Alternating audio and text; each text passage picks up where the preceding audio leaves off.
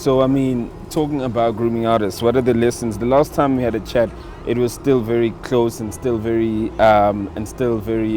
fresh. You know, the Yeah. wounds were still fresh Yeah. with everyone exiting. But I think you're a bit distant from that, Yeah. and I think you have a clearer head now. Yeah. You know, what are lessons that you're gonna take if you ever get into that space? Are you even gonna ever get into that artist space of finding artists again? I love the game so much, as much as I just like want to focus solely on myself, because I've never done that all my life. I've always just been the giving guy and helping the next guy, in the midst of my rise and whatever, For now, yes, it's on pause. Probably by next year, I'll revisit that. One thing that I learned from that, everything that we did was just like based on family values. It wasn't on some, you're an artist, you signed to me, so this is, the premise of our relationship. Boom, boom, boom, boom, boom. You can do this, you can do that. It was always just on some homies and friends and brothers and sisters. That's what the relationship was, that level. So that's why when like people saw, when they saw this person, leaving the camp, it was like, oh shit, what the fuck's happening? Yeah. Boom, boom, boom, boom, boom. So it was like an emotional thing, not only to us, but also just like the fans who were looking at the whole movement. Like it was like, we were an all-star team, and once you start losing this person and that person, it just kind of looks like there's trouble in paradise. Mm-hmm. So I learned that I need to keep my emotions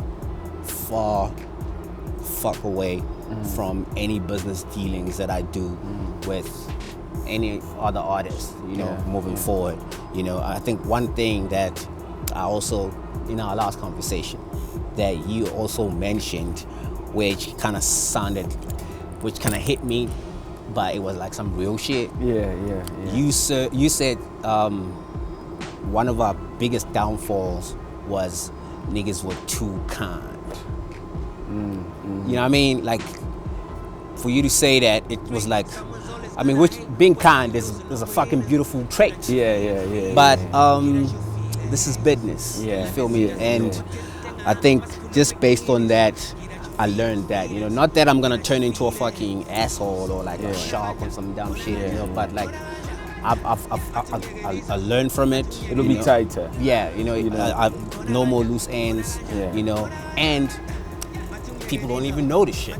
There were actually no contracts in place. So y'all were just friends making money together. It wasn't even like it's like a business transaction between us. We're friends making money together. There was no actual paperwork. You know what I mean? And it's that's why I'm saying, like, we've kept this under wraps because it was like, obviously the next business savvy person will be like, stupidity. I know, but like, it was just like on that level where we kind of felt like we were not really injecting too much into making this guy, what he needs to be. It was more based on what can he do for himself, for him to be eligible for us to spend money on. So if you are putting in 10% of what you need to be putting in, we'll probably just meet you halfway and give you the other 10. You understand me? But like the full 80 is also based on what you do. If you coming in at 50%, we'll do 50%. If you're coming in at 100, we're coming in at 100. You know what I mean? Unfortunately, it just like was at the level where it was at, but like it allowed for us when, there's one thing that I hate with like contracts and stuff, sometimes you could be legally bound to a situation that you don't want to be a part of anymore, but because there's paperwork that says, my nigga, you're not going anywhere until you give me this, that, and the third, and even at that level, even if that becomes the case, imagine how frustrated an artist can be, because you're never gonna get that good album out of him, because he's feeling like, fuck, I don't want to be here. You understand me?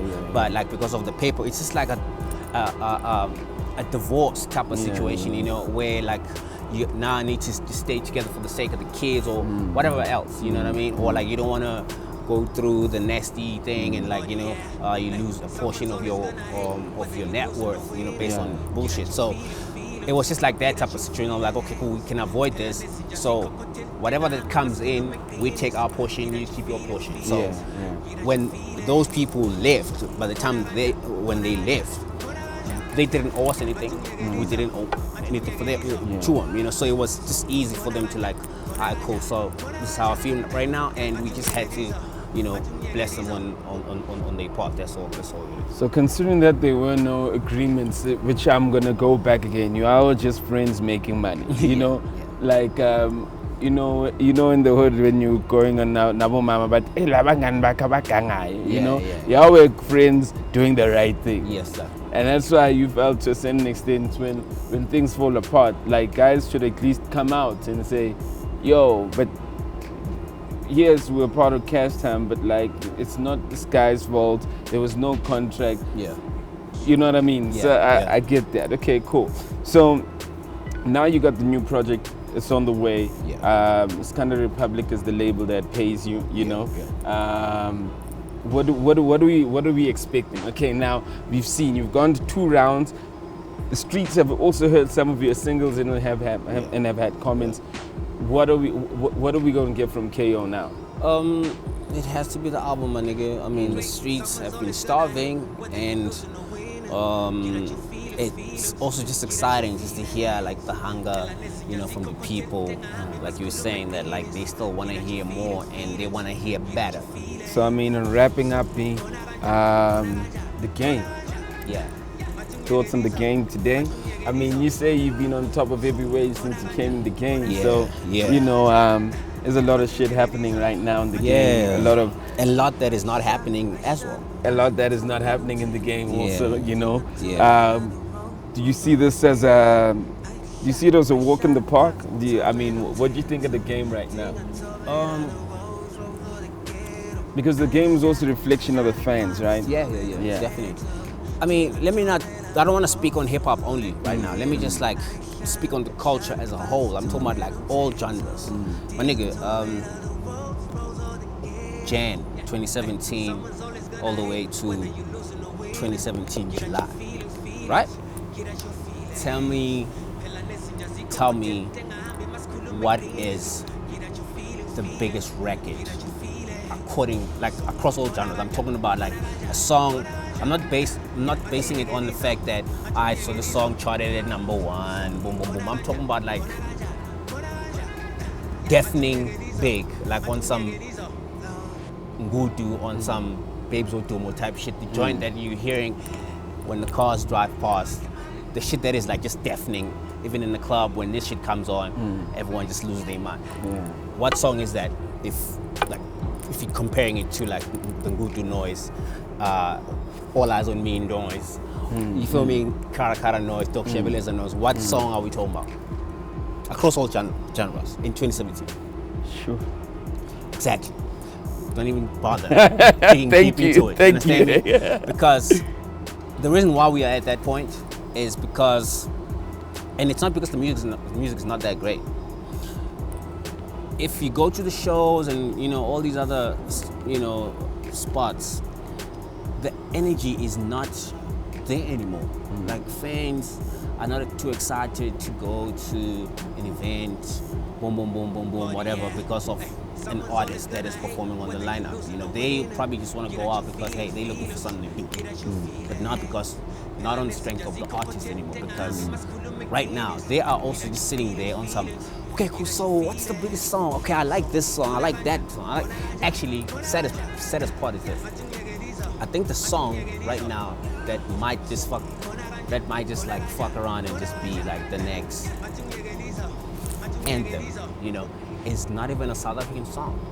I've been going to the events, going to the clubs, and I'm hearing this Davido joint, the one that's out right now. Dun dun. I'm like, when this shit come on and the girls just lose their fucking mind. I'm like, hold up.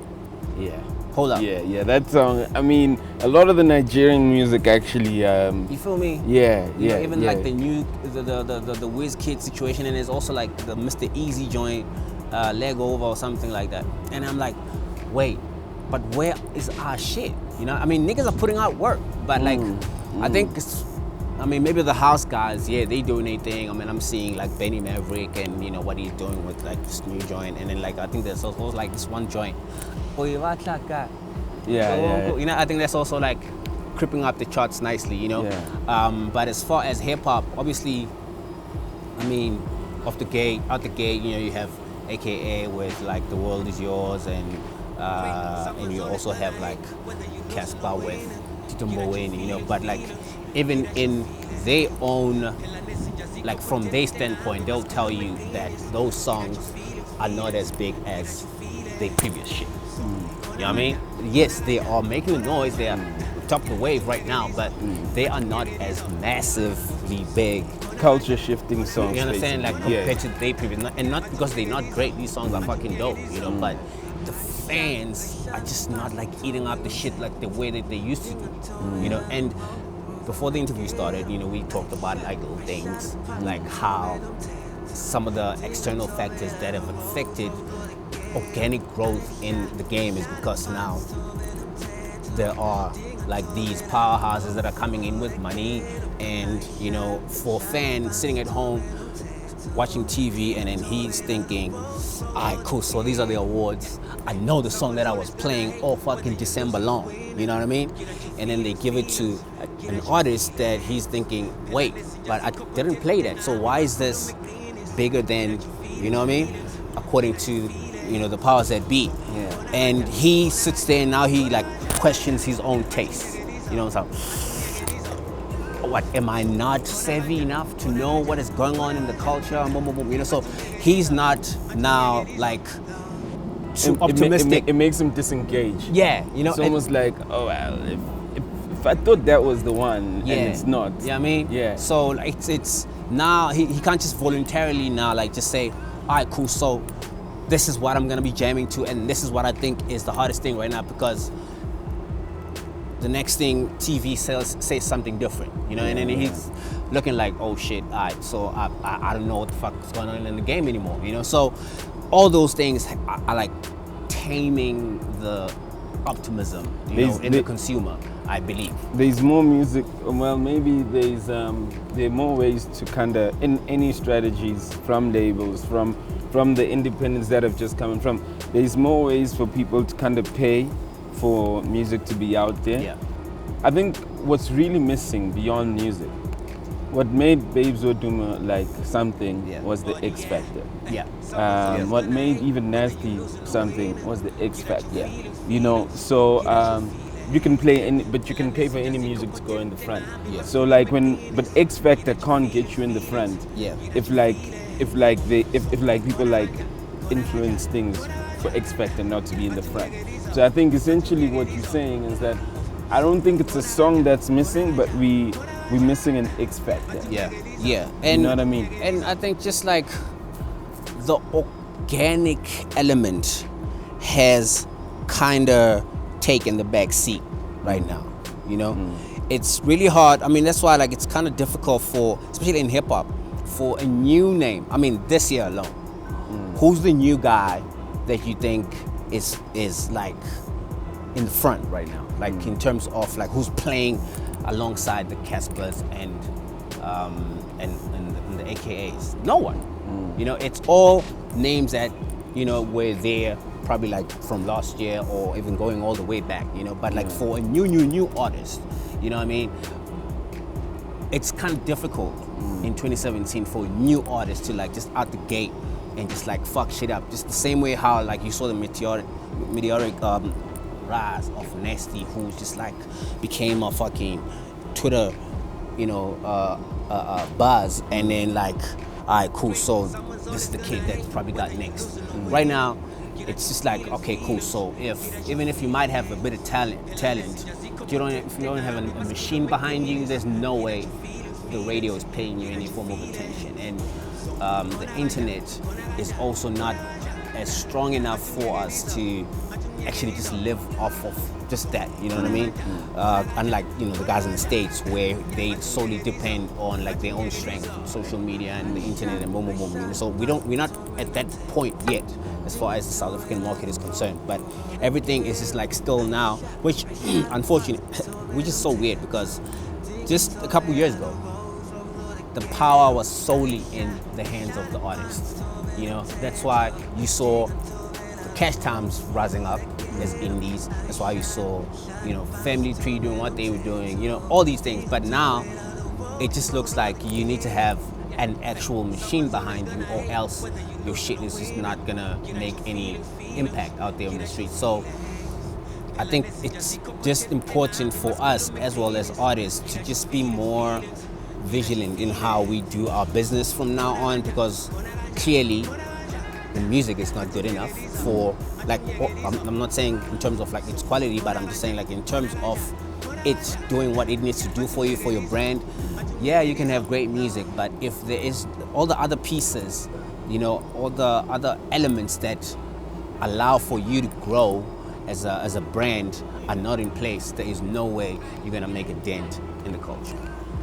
Look, man, I'm gonna wrap it up, but like, I think in closing though, I mean, this is what I always say. I always feel that like around the Cashtime era, around the AK era, around the Casper era, when everybody was coming up, you know, it was the power of everything. Yeah. Because I still think that the power is still in the artist. Yeah. Is that like, if you dropped, Yeah. we all knew. Yeah. Not because of you, because like El Tito will tweet it, like Sean Pages will tweet it, like, cause everybody would tweet it. So there was a generation where where you guys literally like were behind each other's backs. Yeah. You know what I mean? You wanted to be a part of that thing, that ecosystem. Yeah. So now you're getting out all these kids that are dropping, even the new generation, they're not behind each other's backs. Yeah. You know what I mean? Yeah. And that's why, you know, the biggest star will still probably be Casper, will still probably be Ricky, will still probably be like AKA. Yeah. Your fans will still say, hey, you know, we're not saying that like you should go. Yeah. We're saying we expect more. Yeah. You know what I mean? Yeah. Because like the kids that are really coming up, that are doing well, like the new kids now today, they don't have the same ecosystem of each other backing themselves up. Yeah. And because now kids are always thinking that, well, I need the money. So I know you said that it's money, it's a machine. I disagree with that. I don't think it's the money and machine. I think that the kids just became complacent. Yeah. And they started feeling like, if I can get a check, if I can get signed so and get a check, that means that I'm done. Yeah. But even the kids that literally have gotten money in the game, without them getting support by their peers also, they don't go far. Yeah. Let's keep it real. Yeah. Yo, it's been real. We out here with Mr. Cashtime, KO, Skanda Republic. It's a new day. Look out for the album. Has it got a title? We're dropping that pretty soon. With the artwork and everything. Yeah. Alright, cool. Thanks, Maji. Thanks for coming through. Yes, sir. Nice one. Love. Great chat.